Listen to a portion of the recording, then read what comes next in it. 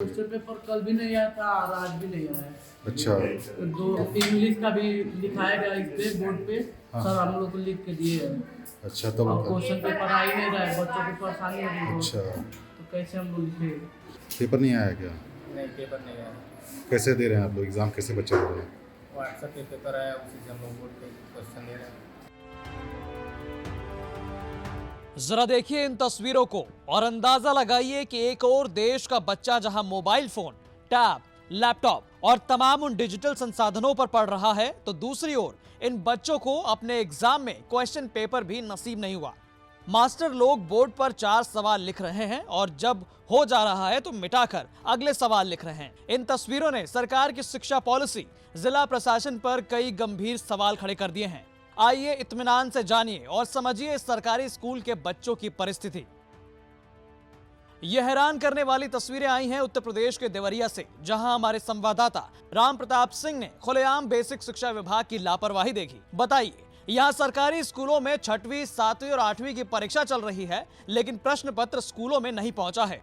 गजब रे जिले का एजुकेशन सिस्टम। हालात ये हैं कि यहाँ टीचर्स को किसी तरह से प्रश्न ब्लैक बोर्ड पर लिखकर बच्चों की परीक्षा जैसे तैसे करवानी पड़ रही है, और ब्लैक बोर्ड भी ऐसा कि उसे देखकर माथा घूम जाएगा। आप भी कहेंगे कहाँ है बीएसए, बेसिक शिक्षा अधिकारी?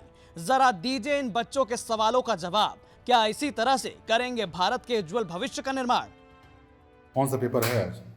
क्वेश्चन पेपर मिला है? कैसे कर रहे हो एग्ज़ाम? सर बोर्ड पे लिखाया गया है। हाँ, बोर्ड पे क्या बोर्ड पे लिखा है? क्वेश्चन पेपर कल भी नहीं आया था और आज भी नहीं आया।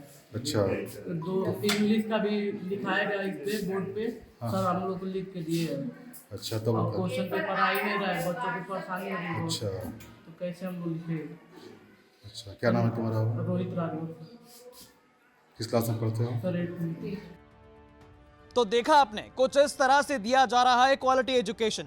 जब हमारे संवाददाता राम प्रताप सिंह ने वहां मौजूद शिक्षकों से सवाल किया, तो सुनिए उन्होंने क्या कुछ कहा।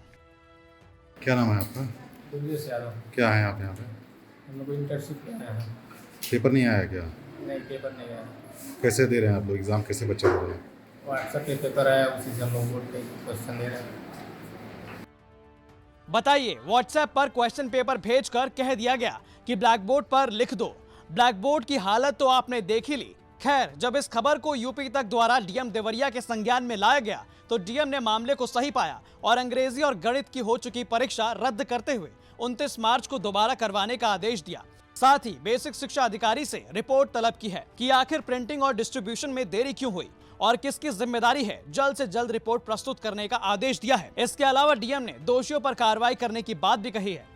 परिषदीय विद्यालय में जो असेसमेंट टेस्ट हो रहे हैं, उसमें इस तरह का फीडबैक आपके माध्यम से हमें मिला था कि सदर ब्लॉक के कुछ स्कूलों में प्रश्न पत्र समय से नहीं पहुंचा।